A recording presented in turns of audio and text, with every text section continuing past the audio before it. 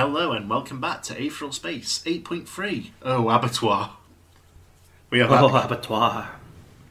Yes, welcome. And Tanhony. Tanhony. Wait, never mind. I don't know why I thought you had like a big announcement. I have nothing to announce. What the fuck? I announced I released 8.3. We recorded like an unhinged DSCP episode with Corvo. It was very fun, but I am like mentally out of it a little bit. Get back into it. Yeah. Okay. Whoa! I smacked myself really hard in real life. I'm good now. Okay. Wait, oh no, I remember what we're forgetting. The recap. What happened last time? Oh, yeah, well, last time, they got into the building. Marsh, the commander of the security force, was a bit of a dick. He took them down to where the refugees were. They went into another room to discuss what happened, but they first met with a turtle scurrant man who's like representing like the workers' rights because things were going on. Like you keep saying it's the turtle scurrant as if you didn't describe him like the card titan. And he was sort of with an organisation to like help the workers, but then the whole thing happened and kicked off. They went off to discuss it. Bruno went off to ask around about this dead hand group that supposedly was involved. And when he left, Skipper suddenly whirled around, grabbed Micah by the throat from against the wall, and revealed that it is North who has been in disguise. I knew it! You didn't know it. Right. You never said that. I felt it in my heart of hearts. North gulped as Skipper's finger hovered in the air, the tip pointing right between his ears. He knew better than anyone that... Oh. That makes also, more sense. Bruno suddenly got held at sword point by a twin Musashi who sneaked up behind him. I mean, technically, if your face is symmetrical, wouldn't between your ears also be the same as between your eyes? He knew better than anyone that any offensive movement would be met with instant death. His defenses weren't up to scratch. After all, he was a lover, not a fighter. Shouldn't it be up to par? I guess scratch works too. What were his options here? Skipper wasn't living his best life right now, so convincing him to let bygones be bygones would be easier said than done. Ruth had always been a little more gullible, but under these circumstances he doubted even she could be fooled. It was a damn shame. Bruno was the pragmatic sort and would no doubt see the benefits of having North around as an ally. No doubt that was why Skipper had sent him away. Come on, guys, he grinned uneasily, feeling the tightness of Skipper's grip pulling at his collar. This is really how you treat your old friends? I'm wounded. You've wounded me. Ruth didn't blink. Friends don't let friends think they're dead for months, asshole. She was talking back. There was communication, which meant there was opportunity. Some of his confidence returning, North put a hand to his chest as he continued. I've been thinking about that too, he said, voice strained slightly by Skipper's stranglehold. And I totally agree. That's why I've been doing my best to make changes in my life. It's a learning process, though, so you gotta be patient with me, okay? YouTube apology? Hang on, I got thrown off someone's DM. Like, oh, North's in shit. his shirt, like, titled My Apology. The Force just said the last 2 episodes of DSCP aren't on Spotify. Oh, well, we'll figure of it later. Yeah, but that's a good thing. Sorry, that totally fucked me up. Where were we?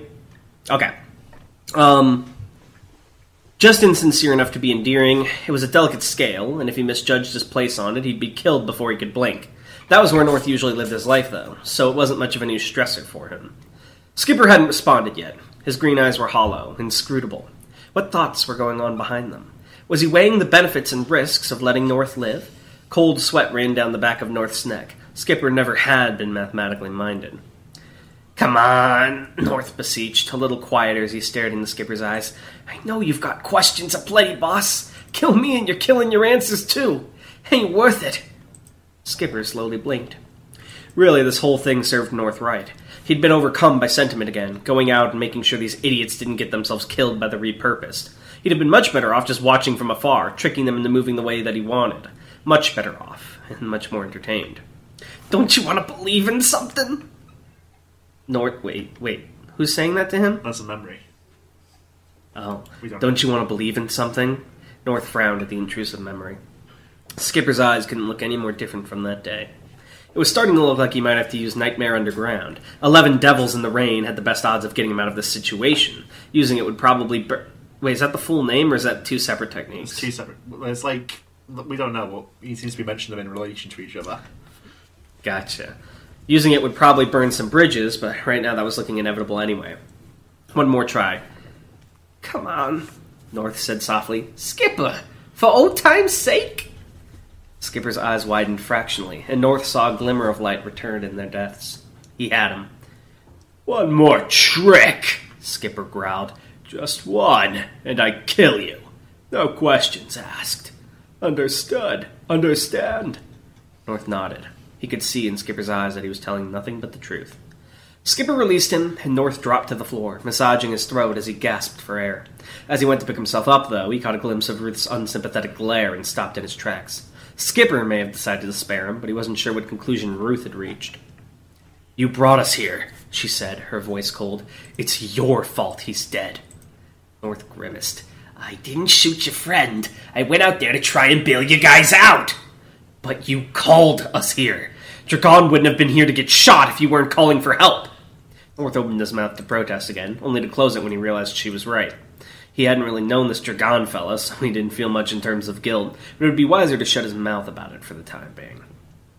Skipper stepped in front of him again, arms crossed, and as those emerald eyes looked down at North, he realized he hadn't really been spared yet at all. He was still in deep shit. "I didn't get much from your message," Skipper began, "so you're going to explain to us what's happening. Every detail." North nodded hurriedly. "Before I do that," Skipper wagged his finger threateningly. "No tricks, North." "Not a trick," North replied, with as much earnestness as he could devise. "You're going to want to bring Bruno back here." Skipper narrowed his eyes. "Why?" North took a deep breath. No matter what, this news wasn't going to go down well. "Because otherwise he's going to get himself killed." Bruno grunted as he was thrown against the wall of the boiler room. He went to move away, only to stop as a toy Musashi pointed that sword of his directly at his throat. The tip of the blade tickled his Adam's apple. This idiot doesn't know Adam should be capitalized. Actually, I considered this. The Bible mythology is no longer relevant in this time, so it's been lost in translation over the eons. So it's no longer capitalized, and the original meaning is no longer known. Okay, this guy making excuses for his bad grammar. Punches you! You fly into the cafe wall. The waitress screams. I've had enough of even her. I punch her head off as well. Well, when you use this explanation, what you've implied is this whole story is narrated from the point of view of the Aetheral Space in-universe grammar. But if that's the case, there should be a lot less modern slang and language, and there should be a lot more of, like, evolved language. You know what I mean? Like, things we wouldn't understand as much. Yeah. And yet I have yet to see one original Aetheral Space, like, idiom or phrase or slang. Yeah.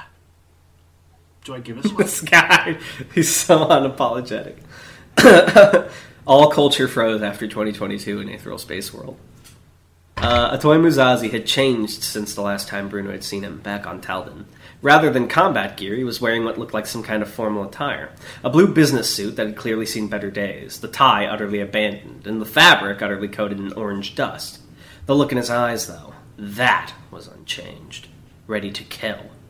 With him, in this out-of-the-way boiler room Musashi had dragged Bruno into, was a woman. She wasn't someone Bruno recognized. A young woman with a blob of blonde hair wearing a similarly disheveled tuxedo. She held no weapons as she looked Bruno up and down, but from the way she held herself, you could tell she was an experienced combatant. "Let's go, Bruno! Let me fight!" Bruno shook his head as subtly as he could. It was a safe bet that this person accompanying Atoy Musashi was another special officer. Didn't they meet Marie? They didn't meet in person. Skipper met her. Bruno didn't. Oh, my bad. Against two of the Supremacy's best in such cramped quarters, there wouldn't be a happy ending. "Allow me to be clear about my intentions," Musashi said, his blade still in the air as he glared down at Bruno. "This is an interrogation. I will ask questions, you will answer them, and things will proceed harmoniously. Do you understand?" Somehow he'd found himself in the interrogation room again. Bruno glared back up at Musashi, body tense, waiting for the moment any opportunity presented itself. He could send out an aether ping to alert Skipper and Ruth to his location, but there was no guarantee he'd be able to hold these two off in the time it would take them to arrive. For now, at least, he would have to play along. "What do you want to know?" he demanded through gritted teeth. The blonde woman, her eyes scanning Bruno, spoke up before Musashi could so much as ask the first question. "He's up to something. Be careful." Musashi spoke without looking back at his companion. "Lamentably, I find that most people are up to something. I didn't expect this criminal to be any different. Nevertheless, I will be careful." Then, finally, the question came. Where is Dragon Hadrian? Bruno could have laughed. He really, really could have laughed. Of course that was what a toy Musashi was here for, but what a joke. What a tasteless, evil joke God had played. Shouldn't it be Y had played? Yeah, but it's interchangeable. True. Y is like the super devout name. This at least was one piece of information Bruno didn't mind surrendering. He's dead, Bruno said simply. Musashi's eyes widened, and the tranquility of his blade faltered somewhat, the sword wavering in the air. A lie, he said quietly, but the doubt on his face spoke volumes.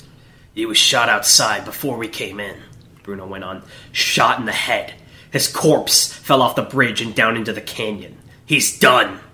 A lie, Musashi said again, more firmly, but when he glanced back at his companion, she simply shook her head. At the very least, she sighed, running a hand back through her messy hair, he believes he's telling the truth. Shit! Bruno furrowed his brow. From the way she was talking, was she a cogitant of some kind? Her eyes were bright red, not blue, but there was still something about her that was strange. An illusion, perhaps. Musashi turned back to Bruno. You merely thought you saw Dragon Hadrian die, but you were misled. Someone is attempting to deceive us. Musashi sees right through your bullshit, Tanhony. You can see the plot threads. He's so powerful. Slowly, Bruno shook his head. He considered that, of course, hoped for it, but when Dragon had been shot, his blood had hit Ruth's face. She'd had to wash that off using running water.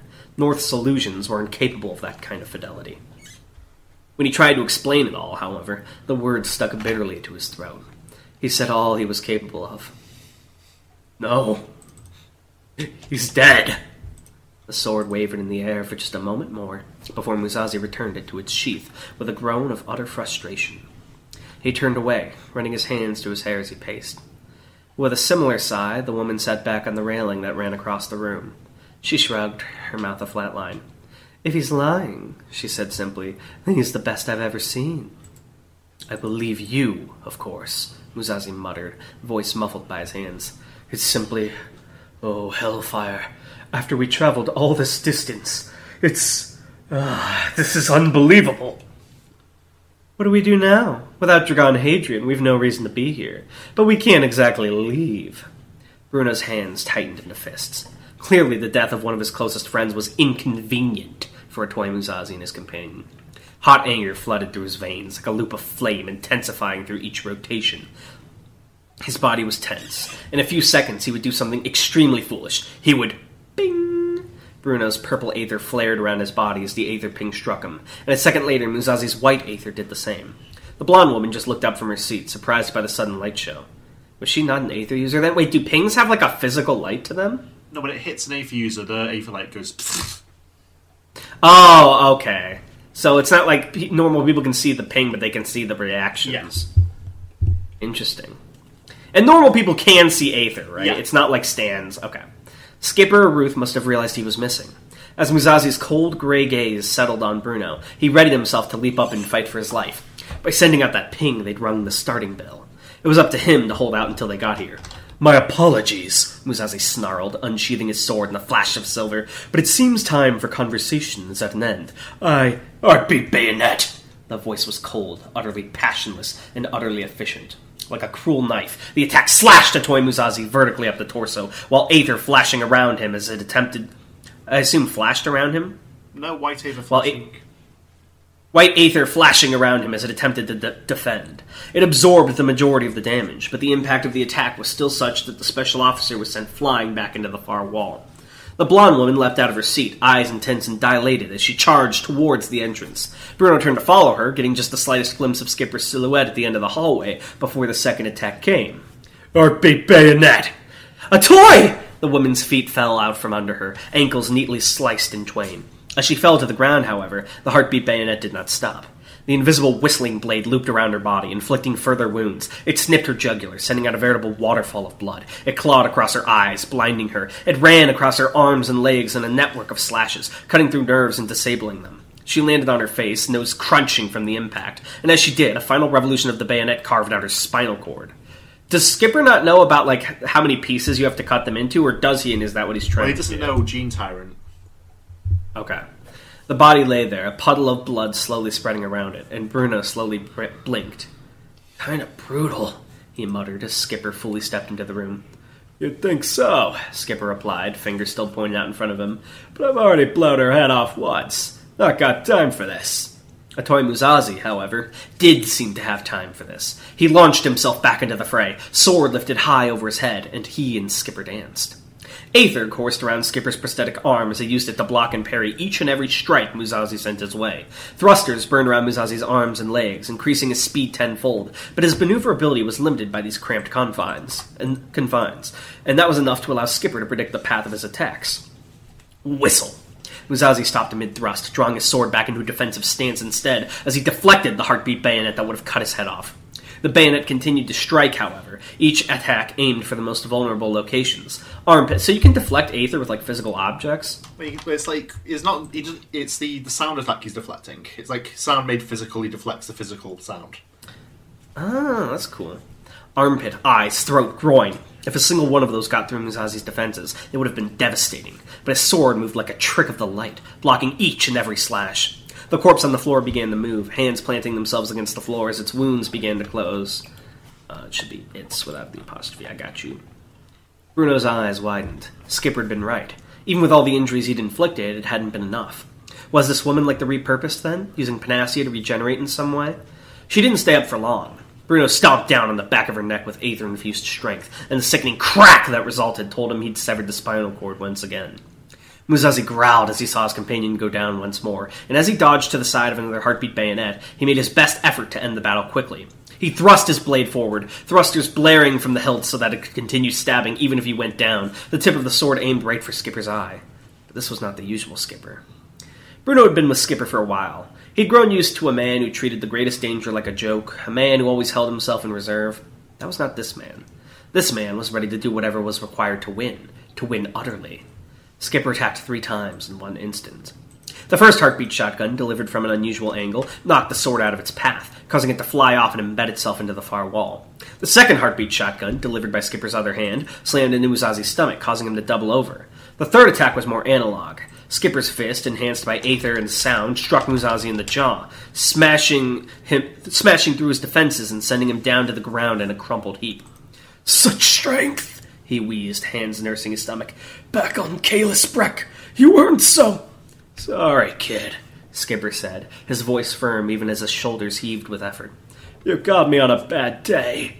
His finger was still pointed at Muzazi's head, ready to deliver the coup de grace, but when Muzazi spoke quietly, there was no fear of death in it. "Is he really dead?" he asked, head bowed. Skipper blinked. "Yeah, he's really dead." Bang! And then popcorn. As Dragon Hadrian woke from his long sleep, he took a hungry gasp of air. I told you guys, you literally, obvious. How long can I keep it going?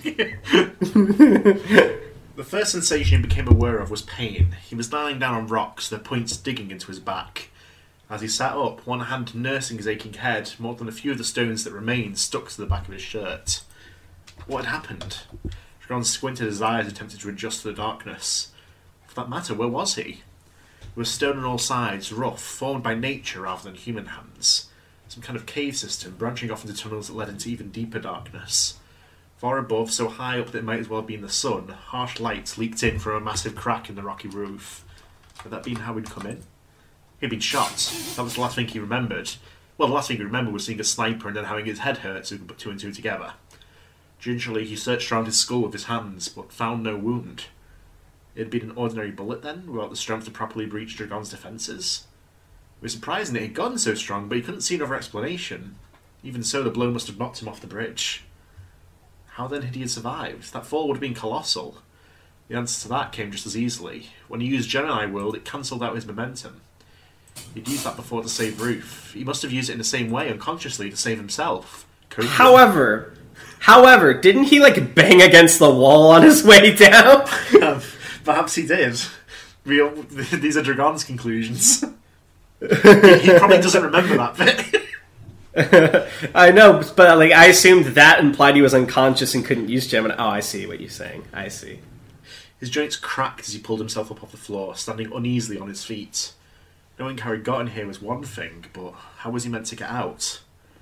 As always, more questions presented themselves before answers. Bubble and fuck, muttered the voice of a child in the darkness. Blue boy know where else he goes? Washrot Kettle King. Dragon squinted his eyes further, and as he did, the form of the speaker became clear. A young girl, maybe 11 or 12, huddled in the corner of the cave. Dirty orange hair. I don't know how that became finger. Finger hair? The two fingers. This went on Royal Road earlier, people. He has to fucking fix this. Dirty orange hair hanging over her eyes in clumps. The ragged green shirt she wore, so oversized it was more like a dress. Her teeth chattered wildly in the cold. He stayed still, cautious as he called out to the girl. Hello? What are you doing here? The girl looked up slightly, her eyes still hidden from view. Her hands grasped at her arms like claws. Corpse hand throws it down, she mumbled. Her voice was hoarse and crusty. What are you doing here, dead boy? Is that a Weather Boy reference? Not really, I can imagine it.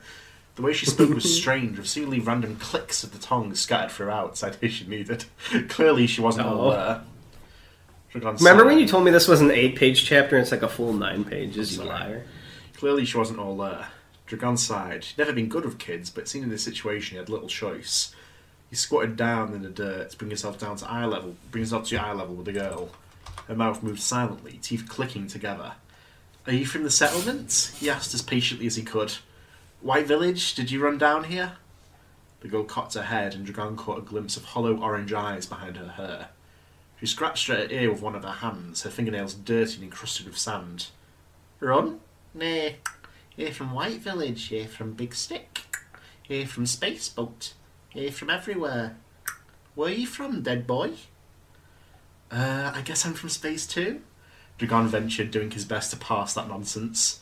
A planet called Crestpool. What's your name, kid? The girl muttered something that might have been Anne. Well, Anne, Dragon smiled as kindly as he could. This place isn't safe, you understand. We need to get out of here. Slowly, as if the words were taking a while to sink in, Anne nodded.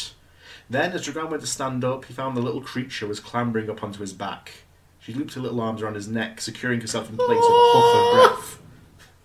The girl was curiously light, her weight barely noticeable, but Dragon supposed that made sense with how scrawny she was. He sighed to himself as he began walking. He'd lost his friends, but somehow obtained a goblin child. That's so good. So clearly, the fact that we didn't get a confirmation her name's Anne, and the fact that she's weirdly light, like clearly she's like something not human. Maybe she's like some really fucked up skirrent or something. But like something's going on here.